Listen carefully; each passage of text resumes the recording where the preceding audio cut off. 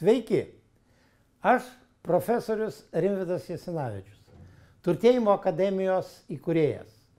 Jau 10 metų sėkmingai padedu žmonėm išlavinti savo finansinį intelektą taip, kad net įvairiausių sunkmečių metu jiems pinigų užtektų ir šiandienos reikmėm, ir turtingai savo ir savo šeimos ateičiai užtikrinti. Ar teko jums kada nors susimastyti, kodėl savų asmeninių pinigų gausinimo būdus ir priemonės sėkmingai nemokama mokyklose, universitetuose ir darbovietėse? Kodėl visos žiniasklaidos priemonės, pardavėjai ir net draugai primygtinai vilioja tik juos kuo greičiau išleisti, kad jų per daug nebūtų? Nuomonių, aišku, apie tai yra įvairių. Kam tai naudinga? Nieks tiksliai negali pasakyti, bet išvada viena. Nuolat alkanas, stokojantis pinigų, net būtiniausiam reikmėm, žmogus negali būti nei laimingas, nei laisvas. Jis tiesiog negali turėti normalaus žmogiško gyvenimo.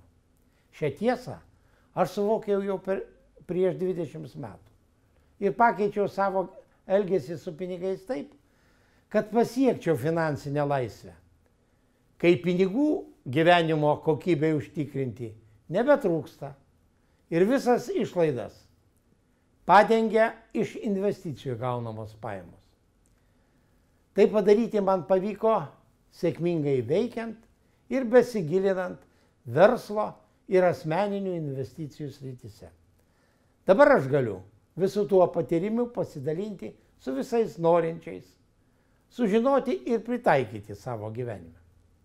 Mano seminaro dalyviai suvokia šiuolaikinių pinigų esmę, supratę savo klaidas, kurias jie daro neteisingai elgdamiesi su pinigais, išmoksta sutramdyti blogasias išlaidas, įvaldyti efektyvius pajamų šaltinius bei dalį gaunamų pinigų paversti gausėjančiu kapitalu. Tai 3 ir būtini gebėjimai visiems, kurie nori pasiekti turtingo ir turiningo gyvenimo gerovės.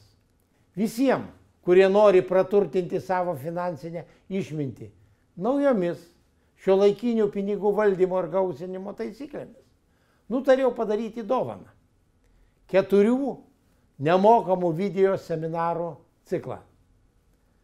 Tam, kad galėtume šią dovaną jums įteikti, prašome užsiregistruoti dešinėje pusėje esančiuose langeliuose. Ir iš karto po registracijos jums bus atsiųstas pirmasis video seminaras. Tai iki susitikimo Turtėjimo akademijos seminaruose.